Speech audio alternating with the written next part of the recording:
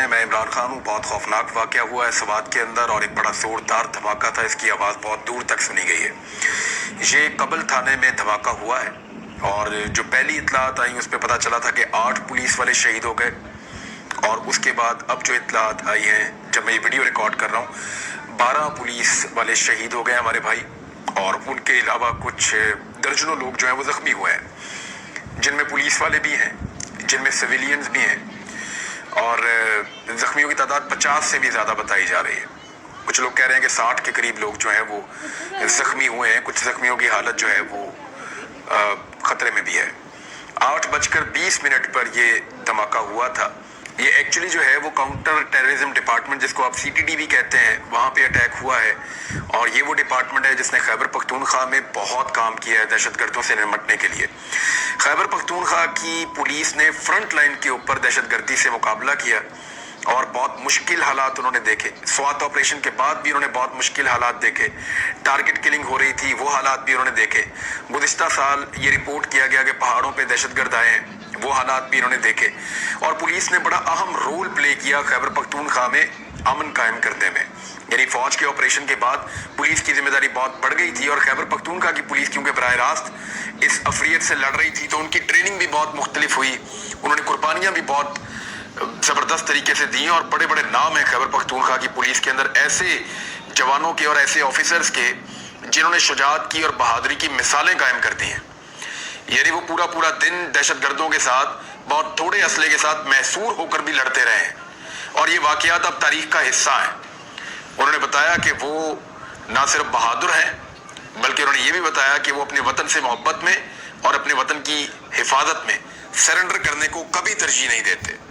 बड़ा शानदार काम किया हमारे खैबर पख्तूनख्वा की पुलिस ने और ये एक इंतहाई अफसोसनाक वाक़या हुआ है। वज़ीर आज़म ने पहले तो फौरी तौर पे इसकी मजम्मत की थी शहबाज शरीफ साहब ने, लेकिन बाद में पुलिस का एक अलग मौक़िफ़ आया।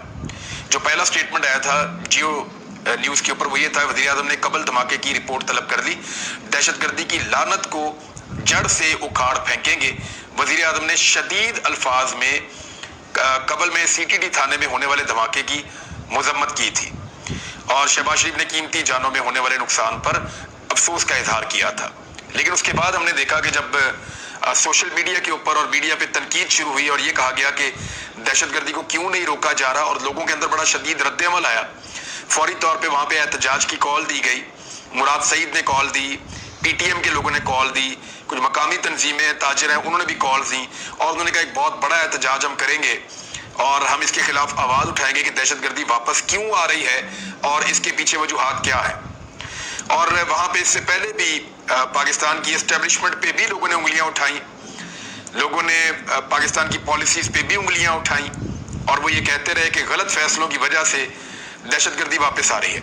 मुराद सईद ने और कुछ और लोगों ने खबरदार किया था कि जब पहाड़ों पे बर्फ पिघल जाएगी और रास्ता क्लियर होगा तो दहशतगर्द वापस आ सकते हैं पाकिस्तान में, ये उन्होंने कहा था और उन्होंने इसके बारे में वीडियोस भी की थी।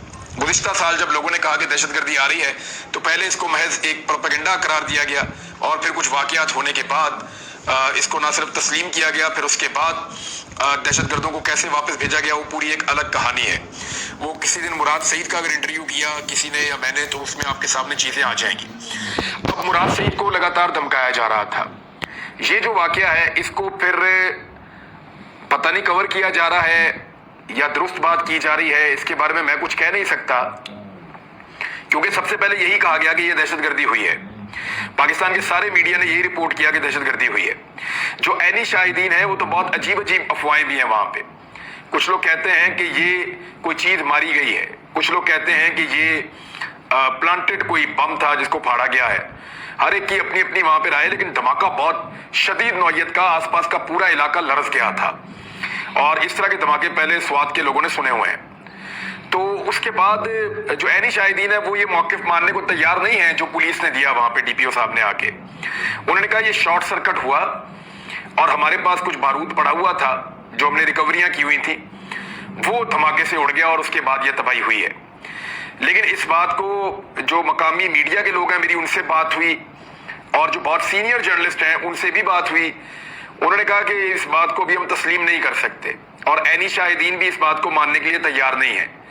बल्कि जिस वक्त ये इंटरव्यू उनका चला डीपीओ का